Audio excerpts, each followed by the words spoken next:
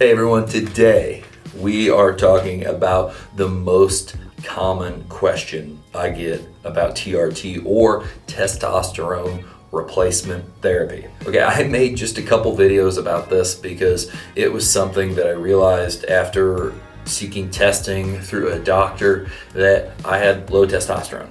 And I realized that this is something that, hey, a lot of people might not know why they have low testosterone, might be contributing to symptoms, side effects, whatever the case may be. Well, because I shot some of these videos, people are always asking me this one question. I want to go over this and I want to give some context and I want to answer and give some of my thoughts on that. And this question comes in two varieties, I guess. What amount should I use?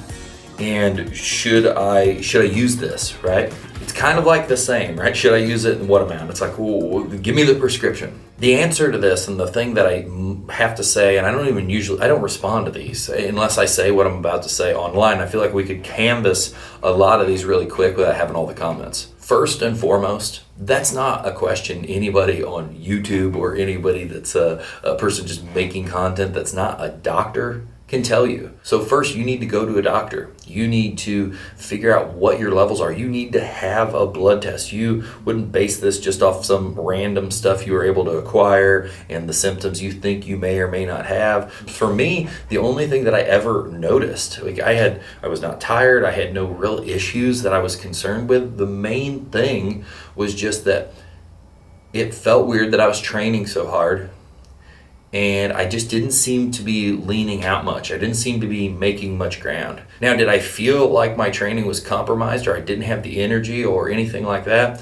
No, I didn't feel like that. So I was just really, I wasn't super concerned overall. I was just looking and wanting to check into my health because for me specifically, I'd started a business and for years I just ground away at business and I put myself on the back burner from the time I started until the time I started looking back into this. And so what I did was I went and got tested for my testosterone levels.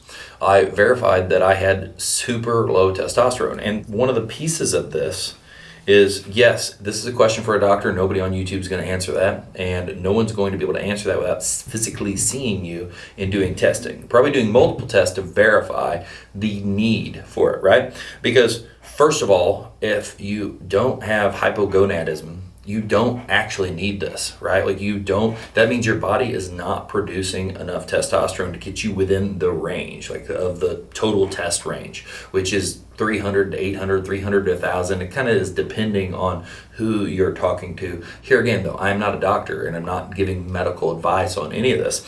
But so you need to talk to a doctor, and then you also need to verify the need. And so if this is specifically from being below this threshold, below this number, that's what's going to verify the need. So often I see people that are just lower in the range, right? Like somebody might tell me they were 400 or 500, but man, I could be 800 or 1,000 or whatever. That doesn't necessarily mean you even need it. And you wouldn't want to use something that you're going to have to be on for the rest of your life if you don't actually need it, because your specific makeup might be performing at its peak and at its optimum right where it's at. But here again, this is all for a doctor to tell you. So mine specifically, I was under that threshold with multiple tests. One test was 194, one test was 167, and we just realized that I was super under this threshold, and that could be contributing to what I spoke about in the beginning of this video. So that's something that if you don't have that, so often I see people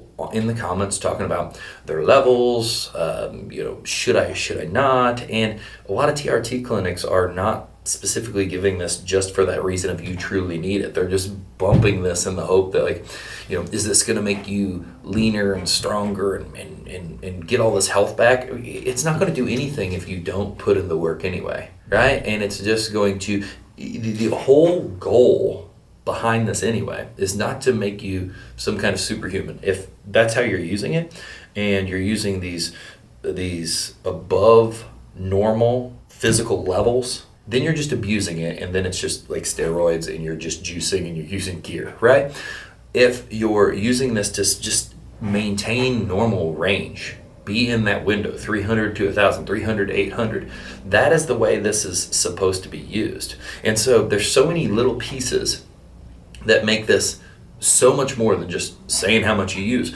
Even if you ask, if someone was to tell you how much to use, well, if this is being done right, you need constant blood testing. You need to at least be getting blood tests every quarter to verify where you're at and what your levels are. You need to be checking everything to make sure this isn't throwing anything off and it's not skyrocketing or plummeting. And if you're not doing that, you're not doing it right. And if someone is doing it for you and they're not doing those things, they're not doing it right.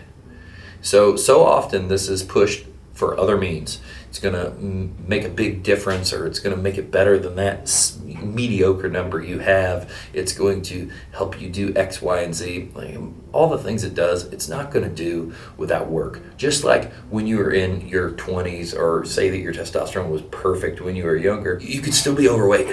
You could still be totally out of shape. It is really tied to your activity levels, right?